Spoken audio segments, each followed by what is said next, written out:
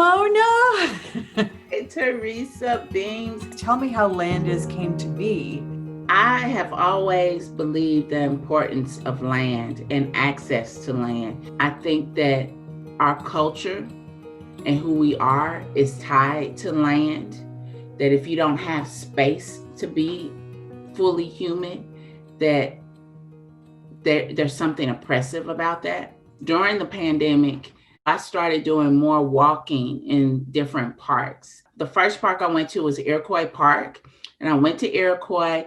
There were barriers up so people could have the full road to walk in, bike in. And I was like, okay, this is cool. They're giving us space to do whatever we need to do in this park to release.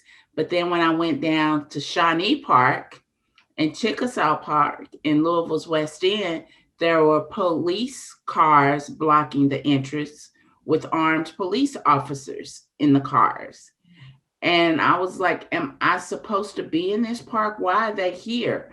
And so it was different by having a barricade block at Iroquois Park, but then police officers with weapons sitting in cars blocking entrances at the two major parks in Louisville's West End.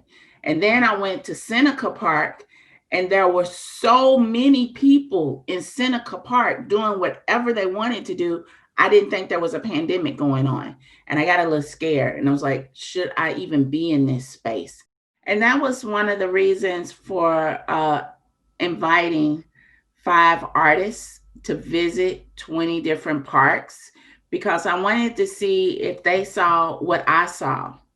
And I wanted specifically to invite Black identifying photographers because I wanted it to be seen through a Black lens. And I think a lot of the images that I have seen of Louisville's parks have not been shot by Black photographers.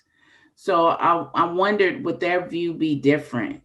The artwork, I call it Land is Parks. It's a 8-foot by 32-foot, what I call visual quilt.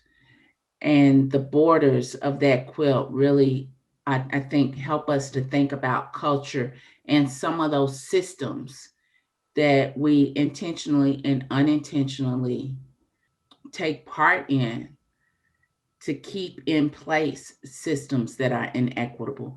When you walk into this bright yellow and orange space, you're hit with joy, but then when you look deeper, there's a lot of hurt and harm, and that has to be addressed.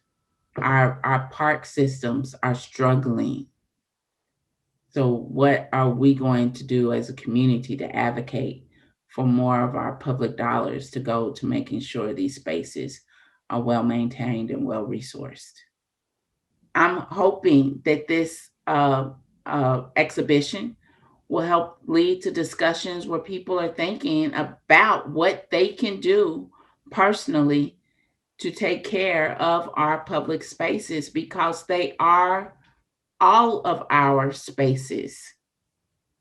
Land is Parks, Culture, Stories is my part, my one step that I can take to hopefully begin some discussions and some dialogue and action, because we are tied to the land.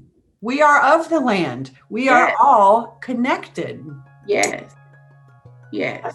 That's a hopeful place to thank you so much for this, Ramona.